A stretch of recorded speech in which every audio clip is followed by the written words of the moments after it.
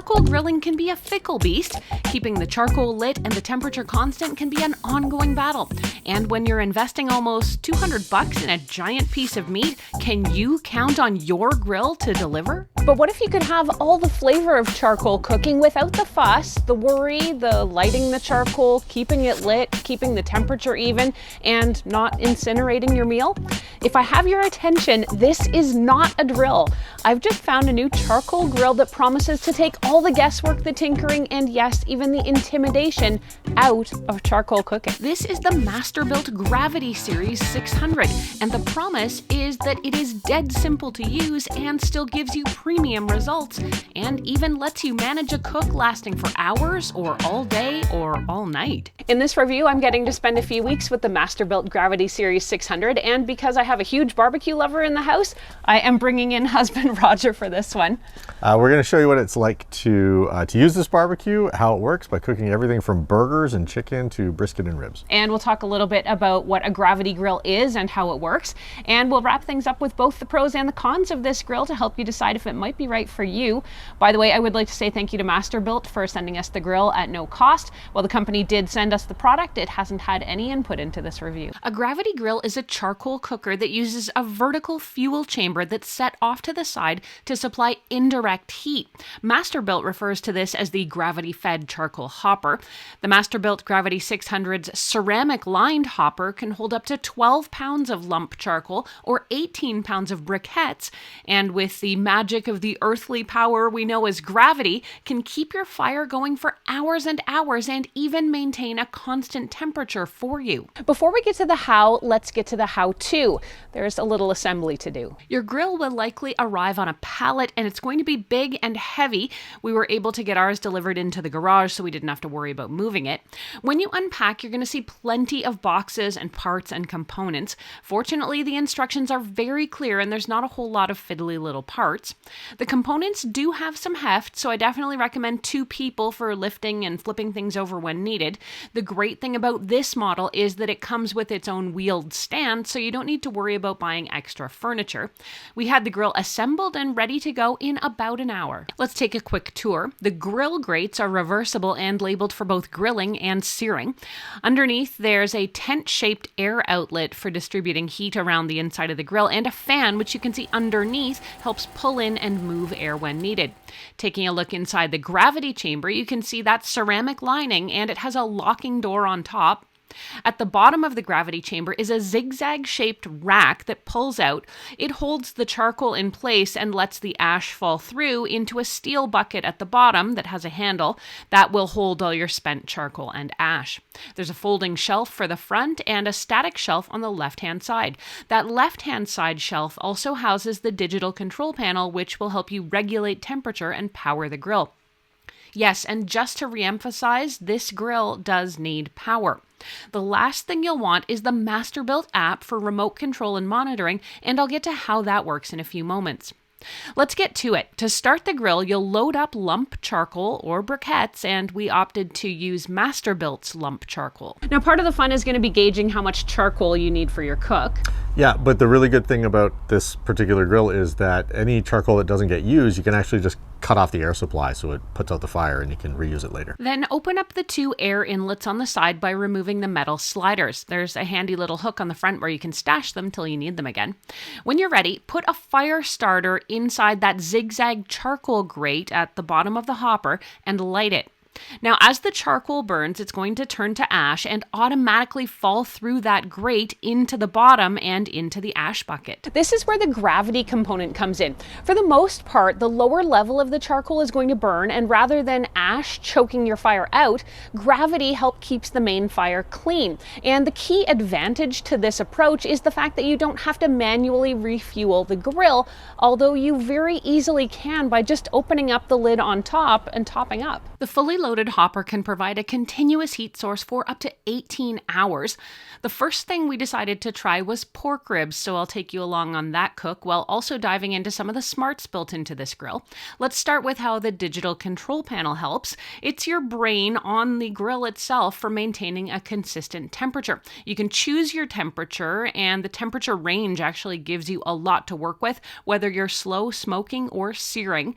You can also use that control panel to set a countdown or count up timer. The full smart experience is via the Masterbuilt app using Wi-Fi, so you can do things like remotely set your target temperature and monitor from your phone. It was great being able to keep tabs on the cook without needing to constantly go and open the lid. The app does a really good job of giving us all the information we needed while still keeping things simple. The included single meat probe lets us monitor an internal temperature, and you can actually buy extras and connect up to 4 meat probes. Once a probe hits its target temperature, the app will send a push notification through the app. Now, one of the hardest parts, or even most frustrating parts about doing a long barbecue cook, is you're often adjusting the vents to control the temperature inside the cooking chamber. One of the reasons I don't like traditional charcoal grills. Well, this one, it makes it easy, right? So there's a fan that runs in real time.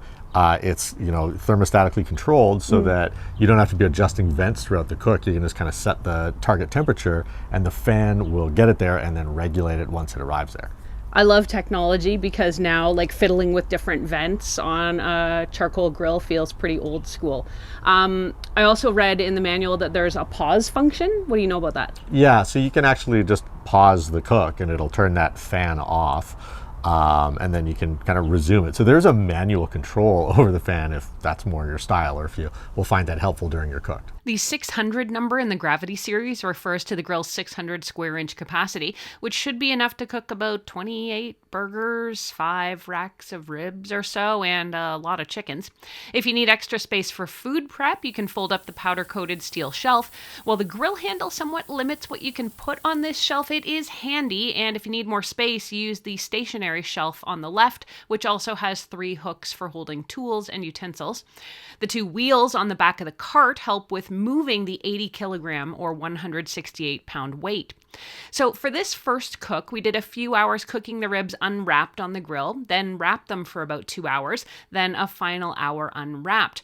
In the end, we were pretty impressed with how these came out. They were tender and tasty and had a beautiful pink smoke ring. Definitely happy with this result. And when the cook was done, we just slid those shutdown slides back into place to smother the fire, meaning we saved the unused charcoal in the hopper for the next grilling session. Okay, so at this point we were feeling really confident, so you felt ready to take on something a little bigger. Yeah, brisket.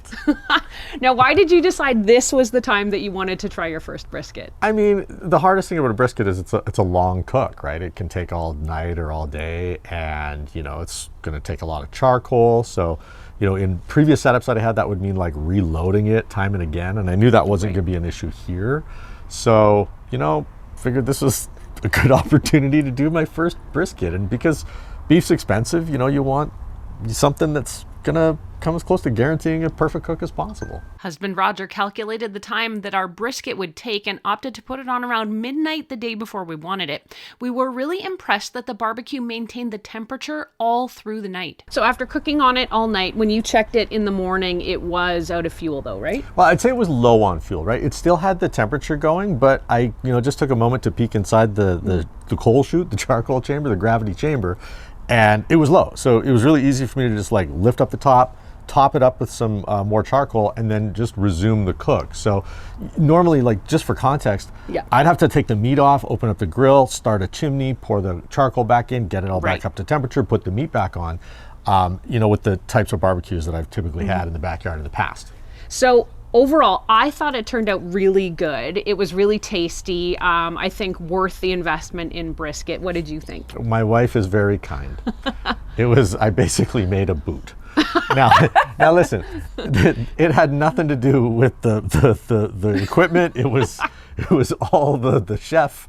I just simply left it on too long. But the thing that I loved about it is that, like, I can look back on it and go, did the grill ever get too hot? No, it was a steady 275 throughout the entire cook, right? Or like, what was the problem? The problem was I didn't take it off in time. So that's got everything to do with me. But I can't wait to try again. So we'll say in all, it was a flawless cook, but the cook was not flawless. Yeah, Needs more practice. Very flawed. Now, next up, we wanted to try this searing capabilities. And I wasn't sure how it was going to do because the entire heat source is off to the side. So like when you sear, you want, direct heat from the bottom. So what were you thinking going into this cook? No, I thought the exact same thing, right? Like grilling is the fire underneath the meat. And so putting burgers on something where it's offset, I was curious to know how that was going to handle it. And actually, it turned out really well. For this first go, we opted to set the temperature a bit lower than we probably should have, opting for about 400 degrees. We made homemade burger patties, and while they sizzled quite nicely, you can see when we flip them over that the heat maybe could have been a little higher to give them a bit more color. So we grilled again a few days later, and this time cranked the heat up to 600 degrees. Glad to report this gave us a much nicer result, and I was actually really impressed with how much heat this grill is able to generate. I've got to admit, I didn't think having offset heat would be able to grill effectively, so seeing these burgers char up just right was impressive, and of course they were ultra tasty. Next up, we tried beef ribs, which can be fairly challenging. These two turned out incredibly well, if a bit toothier. Not sure I'm prepared to blame the grill for that, since it might have been my wrapping technique. One of the last things we opted to try it with was a beer can chicken. This is a classic barbecue recipe that should produce a nice crispy skin and tender meat. We got everything prepped up and heated the grill to just over 400 degrees. We propped the chicken up on a handy little beer can rack we have and waited for the grill to preheat. This time I got an interesting push notification that the charcoal had actually not caught fire, so I was able to go outside and quickly relight it, and this time it took. But I thought that was a really helpful notification, and it means you're not going to be wasting your time only to find out your firebox is still cold. Now, once things got burning, I also received my preheat notification on my Apple Watch. For this cook, we opted to connect to the probe so we could keep tabs on the bird while we did other things. The chicken took about 40 minutes or so, and I got a push notification that the internal temperature showed it was cooked. When we opened it up to check and double-checked it with another thermometer, it was bang on and things looked great. It was so easy to get this chicken done perfectly without the constant checking and fussing, and let me tell you, it tasted great. So overall, I've got to say we've been pretty blown away by how good this grill is. Yeah, blown away. Big fan. There's a fan running inside. There's two. Yeah, it's got a lot of smart features that make charcoal grilling and like barbecuing a lot easier from some of the other barbecues that you might be used to in the past. So let's go over the pros and cons of it. Yeah, let's do that. Okay, so on the pro side for me, the barbecue was fairly straightforward to set up and assemble. You said you actually enjoyed the assembly process? Yeah, it's not torturous, right? Sometimes these can be hard to put together, but this one was actually really pretty simple to use. Good instructions. Yeah, good instructions is the main thing for sure. I think the barbecue overall, especially for a novice, I'm pretty new to charcoal grilling. I've always been intimidated by it. I found it really simple to use. Yeah, the gravity-fed design really works amazingly well, especially for those long cooks. Like, that can't be understated. Yeah, because it lets you essentially load up a lot of charcoal for a longer cook, but at the same time, it's only going to use what you need, and it puts the rest out basically after the cook, which might mean you can save a little bit on charcoal costs. And that's not that cheap these days either. The app's really user-friendly. I like the fact that you can light it and then like go about your business, and the app's going to let you know when your cooking chamber is up to temperature. It just pings your phone. Right. I love the fact the grill grates are reversible for both grilling and searing. They were also, I found, easy to keep clean. The shelves, you really like the shelves. Yeah, the shelves just seemed really useful. Like sometimes on some barbecues or grills, they're just junk and you wish they weren't there, but these ones are great, and including the front shelf, which is a flip up. So it actually gives it like a slimmer profile, but you can flip the front shelf up and use it, and it's a good size. Yep. Masterbuilt Gravity Series 600, as far as I'm concerned, did an outstanding job at maintaining the temperatures for everything we cooked, particularly for that brisket and for some of the longer cooks that we did. So now on the con side, like, I'm struggling to come up with things that are major red flags and that I didn't like. What about you? Yeah, I'm the same way. Like, I try to, you know, we're honest. I know you're really honest on the channel on all these things. I kind of nitpicked a little bit and said, you know, there's room for 4 probes, but they only supply 1. So I was like, well, probes aren't that expensive. They could probably supply a couple more. Yeah. But I mean, even looking at stuff like, is the cord long enough? Yeah, the cord's long enough. Right. Like this, like all of these little things that you might look for, it seems like they thought of. I really found it was actually a really good balance between something that someone with a lot more barbecue experience could use and customize, but somebody who's really new to it, like me, and who's not as trusting in the process. Both of us got great results on everything we cooked. You did find it, you told me you found it a bit messy when it came to the brisket. Yeah, definitely. Like when you're cooking a brisket, there's going to be a lot of fat that comes off of that chunk of meat, right? And I found that it didn't hit the grease pan effectively enough inside the this particular grill. A lot of it was dripping down onto the base. So I did have to clean that up, but I mean, I don't know. It's kind of neat. Yeah, well, and it's probably not unexpected when Yeah. you are grilling a giant piece of meat. So we talked about the probes. I don't know, if we sum everything up, I mean, we're kind of trying to find things that we didn't like when there was really nothing we didn't like. I'm definitely going to be recommending this grill for the newbies. What about you? Yeah, I would definitely recommend it. It's a good size. Like it can take on a full brisket. You could do definitely like a backyard party of burgers in there. I like the fact that it doesn't waste your charcoal, and I like the fact that it's easy to keep that cooking chamber at a steady temperature throughout a long cook. The Masterbuilt Gravity Series 600 digital charcoal grill and smoker rings in at about $7.99 US or $11.99 Canadian, but you might actually look at this as being a more cost-effective solution for a couple reasons. It is both a grill and a smoker in one device, and it could save you on charcoal costs down the road. Now, did you know there's accessories for the Masterbuilt Gravity Series 600? Tell me more. There is a pizza oven and a rotisserie kit. Nice. So if those are accessories that you guys would like to see us try out on this grill, maybe let me know in the comments and we'll see if we can get hands on with them. Yeah, we'll we could have a cook rotisserie. and grill more stuff. We could have a rotisserie pizza party. Barbecue chicken is a thing, or barbecue chicken pizza is a thing. Yeah, So but you got to lay the pizza flat, I find. If the pizza's turning while you cook it. this is why you're not allowed to be in many videos on my channel. But this is not the first smart barbecue grill I have had a chance to review. If you guys want to check out a couple other options from different brands, you definitely want to see these reviews right now.